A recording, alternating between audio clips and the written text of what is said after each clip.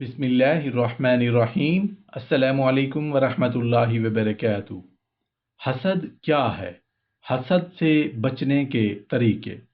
हज़रत अबू हातिम रहमतुल्लाह अलैह फरमाते हैं कि इंसान की सबसे बड़ी आदत हसद करना है, क्योंकि ये आदमी को अफसुर्दा खातिर बना देता है, जिससे गम पैदा होता है। ये ऐसी बीमारी है जिसका कोई इलाज भी नहीं है। हासिद आदमी जब अपने भाई के पास कोई नेमत देखता है तो हैरानगी से चौंक जाता है, और अगर उसकी कोई परेशानी देखता है तो खुश हो जाता है, और उसके दिल में जो चीज़ छुपी हुई होती है वो दलील बनकर उसके चेहरे पर वाज़े हो जाती है। जिंदगी में कोई हासिद ऐसा नहीं जिसने किसी शख्स को सही सलामत छोड़ दिया हो। हदीस पाक में है, जिसका मफहूम है कि लोगों से छुपाकर अपने मकासद की कामयाबी पर मदद तलब करो, क्योंकि हर नेमत वाला हसद किया जाता है। हज़रत काब बिन अलकमा रहमतुल्लाह अलैह फरमाते हैं, हज़रत उमर रज़ी अल्लाह अन्हु ने फरमाया, जिस किसी के पास भी खुशहाली पाई जाएगी उस पर हसद करने वाले भी पाए जाएंगे, और अगर साहब सरूद को कुछ ताकत अपने अयूब छुपाने पर हो तो पर्दा पोशी भी पाई जाएगी, और ऐसी बात कोई नुकसान नहीं देती जिसका कोई मुखातिब ना हो। लोग जब किसी नौजवान की मेहनत को पा नहीं सकते तो उससे हसद करते हैं। चुनाचे कुछ लोग उसके मिसल और कुछ लोग झगड़ने वाले होते हैं।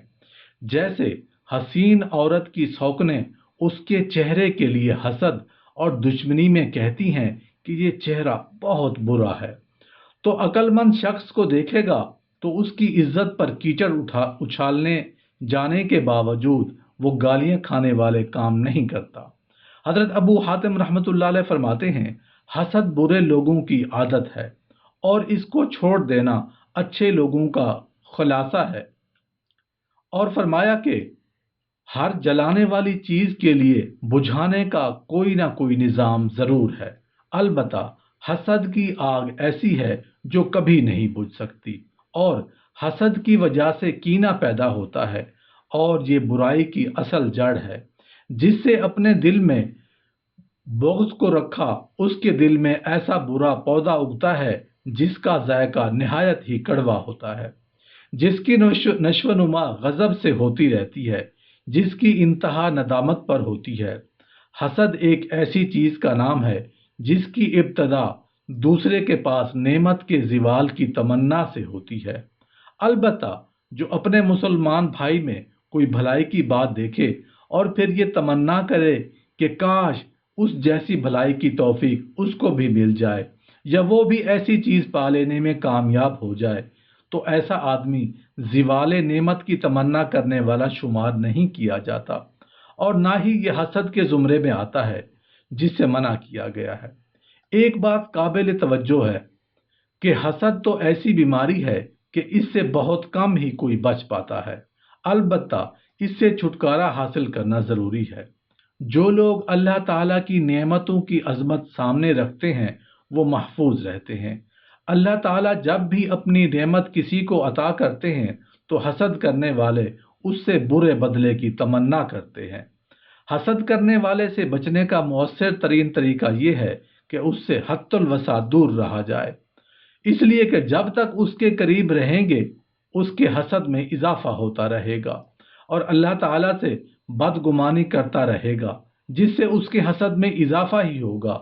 अक्लमंद वो है जो हसद को ख़त्म करने की दरपे रहे, और उसके लिए सबसे नफ़ा बख्श दवा हासिद से दूर रहना है, क्योंकि हसद करने वाला आपसे हसद इसलिए नहीं करता कि आप में कोई बुराई है या आपसे कहीं खुदा न खास्ता खयानत का इजहार हुआ है, बल्कि वो हसद इसलिए कर रहा है कि उसके अंदर रजा बिलकज़ा की मुतज़ाद सिफत मौजूद है।